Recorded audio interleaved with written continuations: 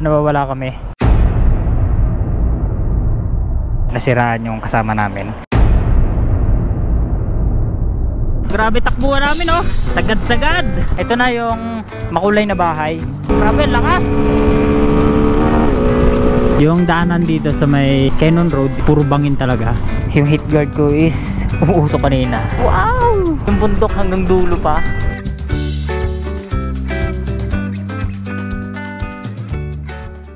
Good day mga boss.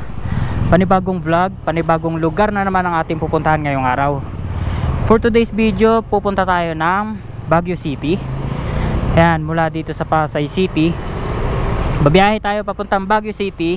Titingnan natin kung magkano magagastos natin. And yun, marami-rami kami ngayon. 5 motor kami ngayon. Bali ang oras ngayon is, ay, naiwan ko relo ko. Ayan, 12:02 ng umaga. Estimated na oras na na-check ko sa Google Map is halos aabutin sa ng 6 hours. Pero hindi naman totally saktong-saktong ganoon kasi sigurado magkakaroon kami ng mga stopover. Medyo matatagal na pahinga yon sigurado. Okay na kuya? First gas ko is 220 pesos. Kaya nagpapultang ako dito sa Petron. Subukan natin computein lahat ng magagastos natin papunta ng Baguio. Dito sa biyahe namin is yan, may kanya-kanya kaming reflectorize. Kadalasan yata pag malayo ang biyahe, hinahanap to sa checkpoint. Syempre for safety na rin ng rider. Pag-usapan namin na kada isang rider sa amin kailangan meron susundan para hindi kami magkahiwa-hiwalay. Pag may mga naiwan, hintayan lang. Yan yung usapan namin. And yun, hindi ko matandaan kung kanino dapat ako sumunod. Ito mahabang LRT na to. Yan, isa yan sa palatandaan ko na nasa Valenzuela na tayo. Ang oras na ngayon is 1:12 AM. Wala pa kaming stopover na gagawa, kundi yung pagpapagas namin. Medyo natagal na kami sa pagpapagas, ang daming pila. Nawala ng connection yung MDL ng isa kong kasama, tsaka busina. Ayan, okay na. Nabasa yung fuse. Diretso na ulit kami sa aming biyahe. Nagre-request sila na medyo paspas daw kami ng konti. Grabe ang dilim dito guys oh. Laking tulong din ng mga kinabit natin mga ilaw. Kung mapapansin nyo yung truck sa unahan, naka-signal light siya ng pakaliwa. Ang ibig sabihin niyan is nagwa-warning siya na may sasakyan sa harapan, kaya hindi ka po pwedeng umovertake.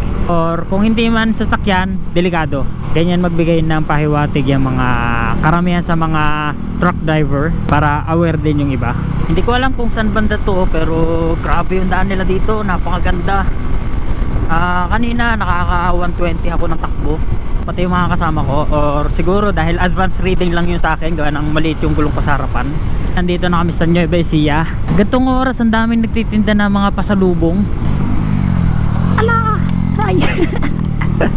Kanina pa medyo sagad-sagad yung takbo namin. Magaganda kasi yung kalsada dito. Yung kalsada dito naka-regroove. Hindi magdadragging ang motor nyo, pero sasayaw. Ala! Sumasayaw ang motor ko. Dito sa biyahe namin, akin yung pinakamaliit na motor. Kapantayan niya sa mga 125cc is itong Birchman at saka Honda Click. Tapos the rest is 150 pataas na. Kayang-kaya naman sumabay, hindi ka bibitinin kahit maliit na motor. Nagpalit muna kami ng motor. R15 gaming muna tayo. Let's go.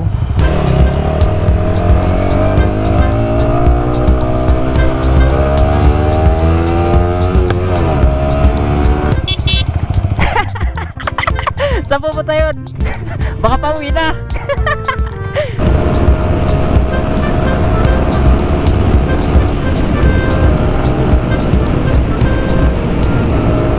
Testing naman natin tong Gixxer. Switch ulit kami ng motor. Ito ang alam ko, ito is kargado. Kung hindi ako nagkakamali, 180cc na yata ang katumbas ito. Grabe, lakas! Sarap yung takbo nito.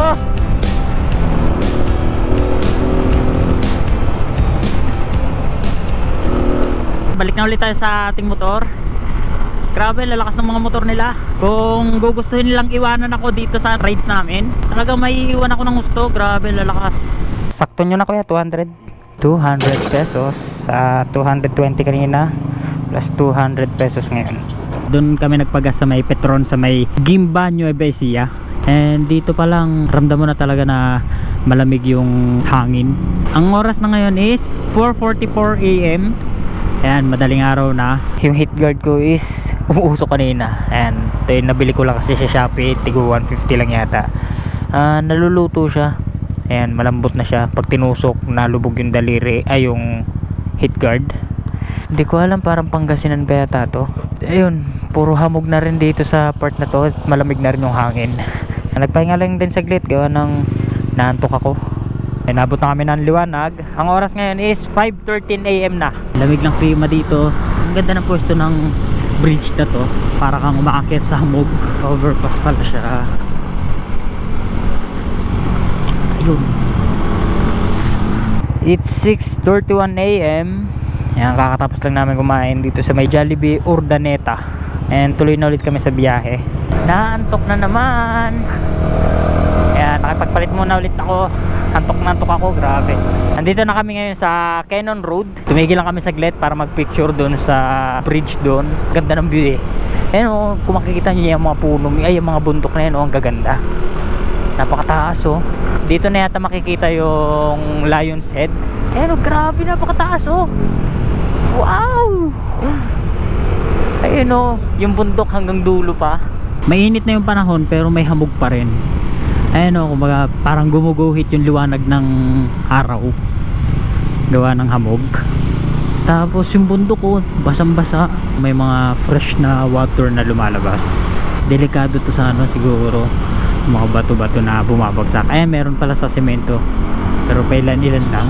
Ito yung mga lugar na ano eh, na minsan maiisip mo na ang sarap magkaroon ng bahay sa gantong lugar. Nasa Flying V kami ngayon dito sa may Cannon Road. Magpapakarga ako siguro kahit 50 lang or 1 litro. Kasi sabi sa Google Map, ito na lang daw yung gasolinahan na madadaanan sa ngayon. Malayo pa yung susunod.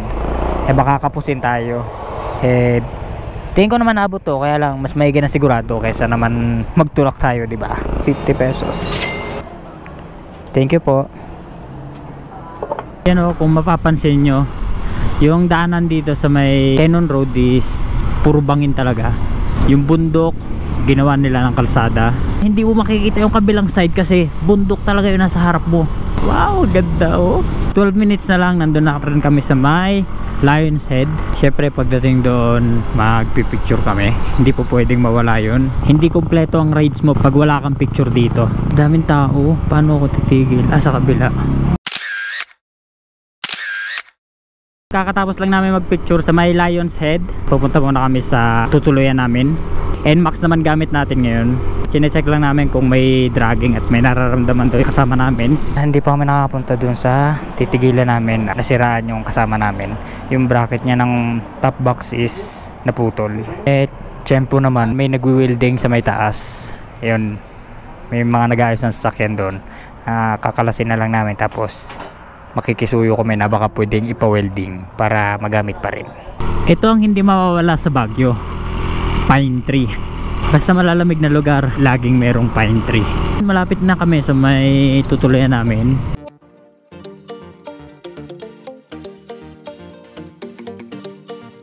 So yung good day guys, 11:48 na ng umaga.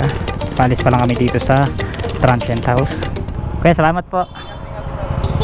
May 4 kaming balak puntahan ngayon bago umuwi ng Manila. Hindi ko alam kung ano magiging pagkakasunod-sunod ng pupunta namin, pero ang target namin is Strawberry Farm. Hindi po pwede mawala yan pag pupunta ka dito sa Baguio. Igorot Stone Kingdom, Colorful House, tapos Mines View. Yang 4 na yan pupuntahan namin. Kagabi is nakaikot na rin kami ng night market tsaka SM Baguio. Hindi ko lang nakuha na ng video kasi lobat na rin yung camera. Pag nagpunta kayo dito, syempre wag niyong palagpasin yan. Pumunta kayo ng night market, Session Road yan, napuntahan din namin kagabi, Bernhardt Park, tsaka SM Baguio. Ito guys, oh, tingnan nyo yung mga bahay, nakatayo siya sa gilid ng bundok mismo.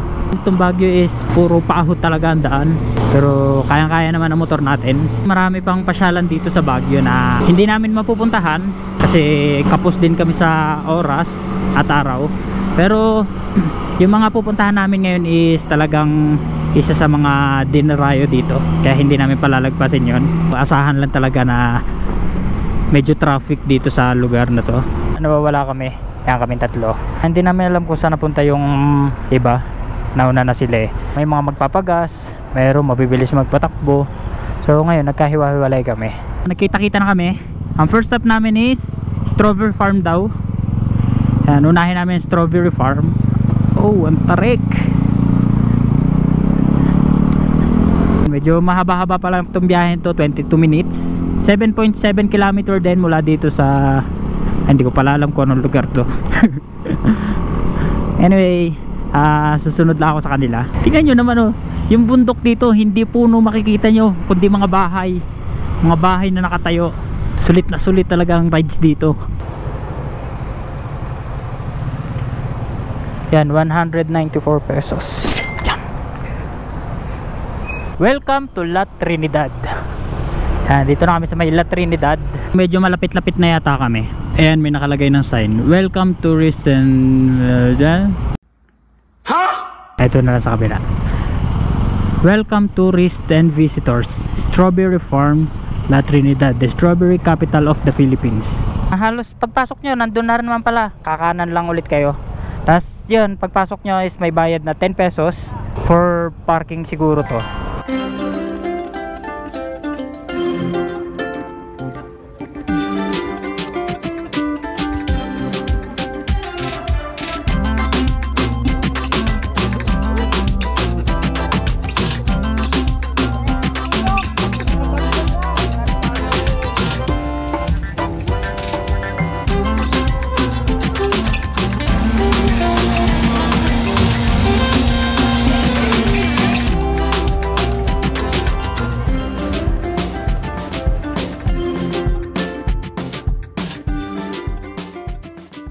Alis na kami dito sa Strawberry Farm.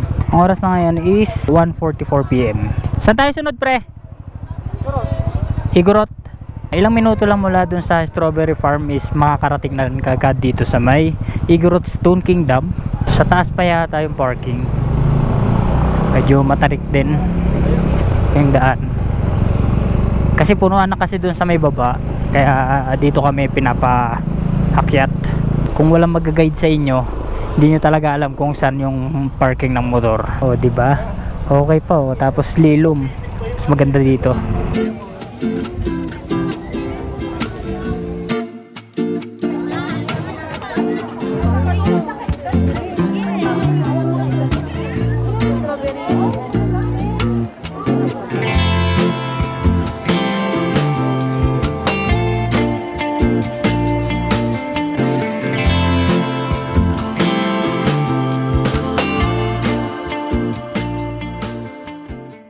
So yung guys, bansi na kami. Kakatapos lang namin dito sa Igorot Stone Kingdom. Papunta na kami sa colorful houses yata. Basta yung makulay na bahay dito sa Baguio. Ang oras ngayon is 3:19 PM na. Mahamog na dito gantong oras. Kala namin uulan, yung pala ganyan lang siya, hamog lang. And yung gantong oras medyo lumalamig-lamig na ulit. Kanina tanghali medyo mainit, pero hindi naman masakit sa balat. Isa pa pala guys, ito Tamawan Village. Yan, isa rin yan sa sikat na pinupuntahan dito. Pero hindi na namin to dadaanan. Gawa ng kakapusing kami sa oras, babiyahe pa kami mula dito hanggang Pasay. Kung mahaba-haba ang oras nyo, try nyo rin daanan yan. Ito na yung makulay na bahay. Ayan. Sumaglit lang kami, hindi na kami naghanap ng parking. Ayan oh. Wow, gaganda.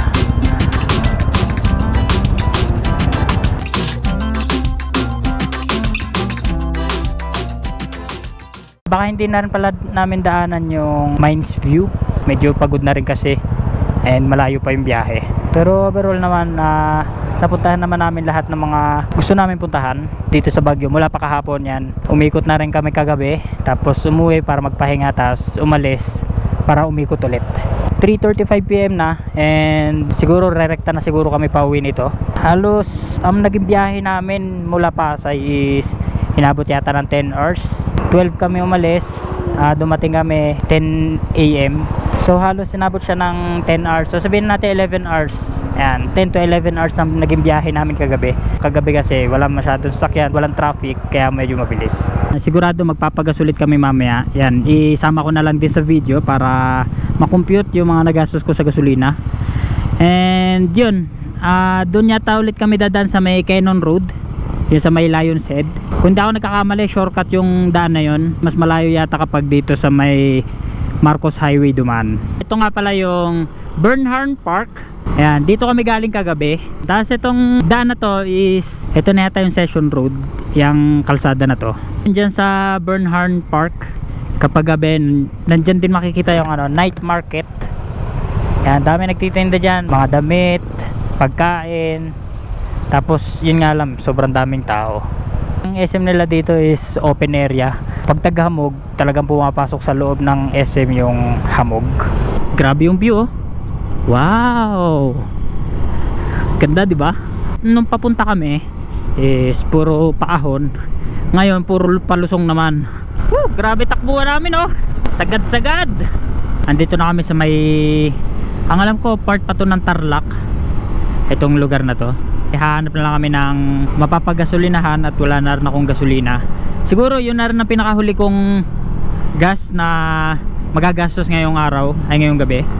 Tingin ko naman aabot na yun hanggang dun sa amin. Siguro yung computation na gagawin ko na lahat ng nagastos is gasolina na lang, gawa ng pag sinama ko pa yung mga sarili kong gastos like pagkain, hindi naman tayo pare-parehas ng lakas ng pagkain or hina ng pagkain. Tapos syempre may mga binili rin ako, may mga binili rin kami sa mga nadaanan namin. Hindi ko na siya isasama. Kukumputin ko na lang na total na nagastos is gasolina balikan mula Pasay City hanggang Baguio City. Kasama na yung paikot-ikot doon. Ito na yung pinakahuli nating pagas. 200 kaya?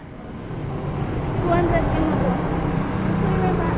200. Yan, huling gas natin is 200 pesos. So yun guys, dito ko natatapusin tong vlog. And yun, napakita ko naman na yun na yung huli kong gas. Panigurado yun, baka pagdating pa dun sa amin may matira pang konti. Andito pa lang kami sa may part pa yata to ng Pampanga. Oo, part pa to ng Pampanga. Tipid naman sa gasolina tong motor natin. Kinaya naman ang motor natin yung mahabang biyahe. Halos dire-diretso yun, sagad-sagad ang takbo. Natanggalan pa ako ng heat guard. Yan, natanggalan pa ako ng heat guard. Pero paano mo nasabi tagdilit yung tapon? Wait.